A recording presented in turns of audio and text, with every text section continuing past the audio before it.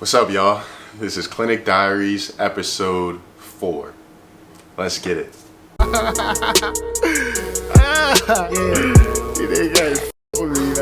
What's going on, everybody? If you're new to the channel, my name's Eli. I'm a third-year dental student at Boston University Goldman School of Dental Medicine.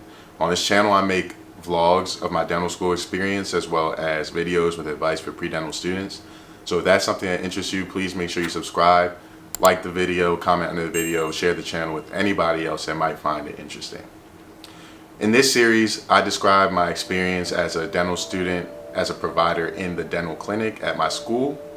The purpose of this series is to simply document my experience and my progress as a dental student and a provider, and for it to serve as a resource for the people that come after me that may need some guidance or some, just some advice, or just have someone to relate to as they're going through clinic, because it can be a daunting experience and it is a new thing for all of us. So this is the 4th episode of Clinic Diaries, which means I just finished up my 3rd week in clinic. This week I vlogged my entire week, so if you want a more in-depth look at what my week looked like, please make sure to watch the dental school vlog, week in the life vlog that I have coming out. I don't even know what day it's gonna be out. I need some time to edit, but I will be editing over the weekend once I'm done editing this video, because this has to come out on Sunday. This week I had 4 patients, Monday, Tuesday, Wednesday, and Thursday, and I learned some things. So as you guys will see in the vlog, my Monday and Tuesday patients no-showed. And I learned some things from that. But also I just learned some things from having 4 patients this week and my scheduling, and some tips for the future. So number 1, it is pretty much essential to call and confirm with your patients the day before, the night before. My school calls, but it's like an automated message, and I think it's 2 days before. Sometimes patients need that day before reminder, and that's how I got away from the no-shows. Regardless of which, I don't think I will ever purposely book, well, honestly, I didn't purposely book 4 patients this week. I booked 2 and the school booked 2 for me. I think that right now 4 patients in a week is too much for me to handle, on top of having classes, needing to study, etc. So that's something that I will try not to do again 3rd year. 4th year we don't take classes, so obviously it'll be a lot more simple to handle 4 patients in a week. But just preparing for patients and all the stuff that goes into seeing a patient, right now 4 patients is a little too much for me to handle, and I probably got lucky that 2 of them ended up not showing up. Another thing I learned, the appointment slots at my school are 8:30 to 11:30, 12:30 to 3:30, and 4 to 7. On Fridays, it's just the 8:30 and the 12:30 slot, and on Saturdays, it's just the 8:30 to 12:30 slot. I will never, ever, at least as long as it's in my control, I will never, ever have a 4 p.m. appointment and an 8 a.m. appointment, like back-to-back days.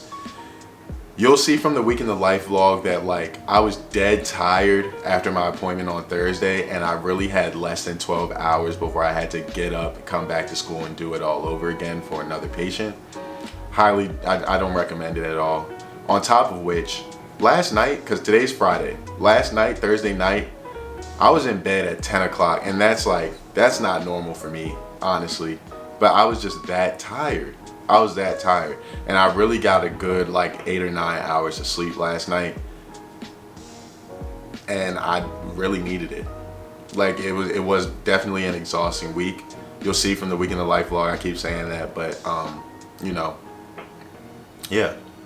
So for the patients I did see, the appointments went pretty well. I am satisfied with my performance in clinic this week.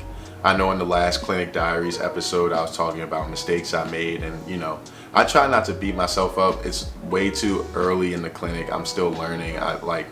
Things are gonna happen, mistakes are gonna get made, and you can't beat yourself up over mistakes. Like, give yourself some grace. You're not a vet, you're a rookie. You're a rookie. You're a rookie in this game, and rookies make mistakes. Rookie mistakes, that's what they're called. So for the people that watch this video, or that end up watching this video a year from now, and you're just entering the clinic, don't beat yourself up. Things happen. You're in school. The whole point is, this is the place to make mistakes, not detrimental mistakes, but little stuff. This is the place to make those mistakes, because you learn from your mistakes. You learn not to do them again.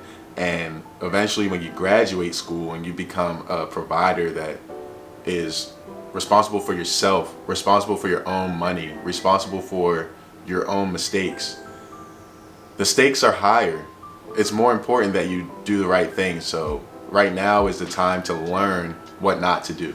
While you're also learning what to do, you're learning what not to do. So you got to take clinic as a learning experience. You're not perfect. You're not a dentist yet, and you're bound to make mistakes. It happens. It's okay. It happens. But I am satisfied with my performance in clinic this week. I did make one mistake though.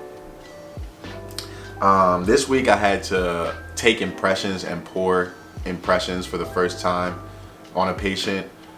We did it like once before. We did it one time before. First year we had like a random workshop where we took impressions on each other and we poured the models up. Obviously it had been a long time, but I made a mistake when pouring my models up, and now I have to I did call my patient, and I had to schedule him to come back so I could retake his impressions. Not too big of a deal, but I hate to inconvenience my patients. I try my best not to do so, especially when it's something that wasn't their fault. It's definitely my fault. It's something I could have controlled. Again, mistakes will be made, and that's okay. You try to avoid them at all costs.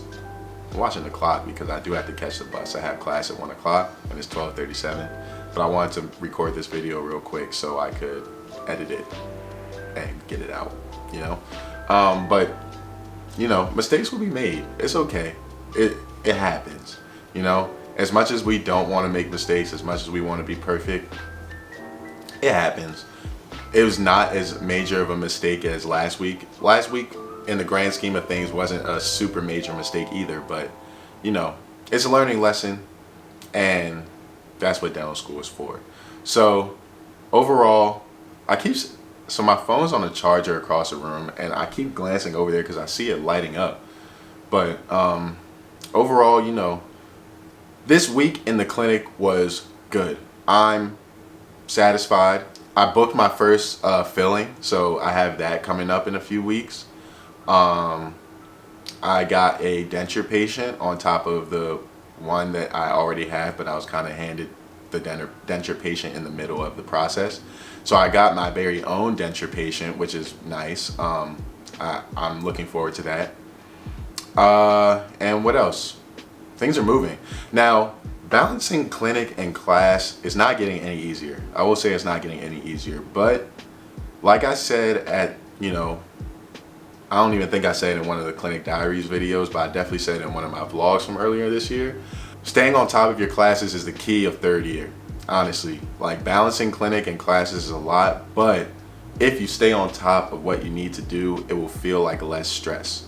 So now I have an exam on Tuesday, and I don't feel like I need to cram because I have been keeping up with that class. Now granted, like I do need to do intense studying over the weekend and on Monday, but I don't feel like I have absolutely no idea what's going on in the class. Like I've been keeping up with the class, so I do feel like I will be prepared when Tuesday comes.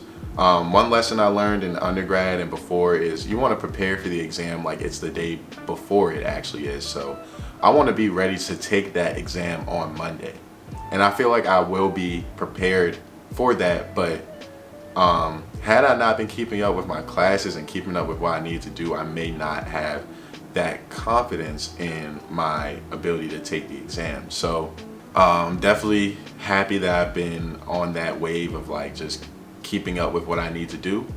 Other than that, school is schooling. I got a couple minutes before I got to get on the bus and go to school. things are moving, and there isn't much time for anything besides school, gym, focusing on yourself. So that's what I've been doing, and that's what I'm gonna keep doing. I got goals, I got things that I want to accomplish, and I'm making strides towards that. So anyway, we can talk more about personal life and whatever in upcoming videos. But that's how my week in clinic went.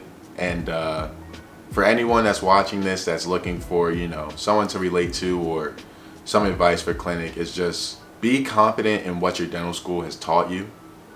You were prepared for this moment to start seeing patients in the clinic, and you don't know everything, but if you made it to third year, your school would not have let you start seeing patients in the clinic if they didn't feel you were ready, because that's liability that falls back on them.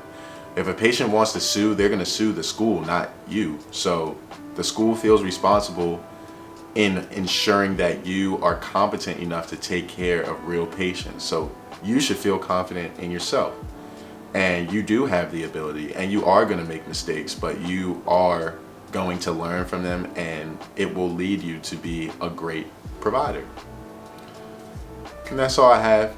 Make sure you're watching dental school vlogs, and you watch the Week in the Life coming out. If you happen to watch this on Sunday, turn your post notifications on so you don't miss that Week in the Life. It's gonna be a good one. Other than that, I'll see y'all in the next Dental School Clinic Diaries episode.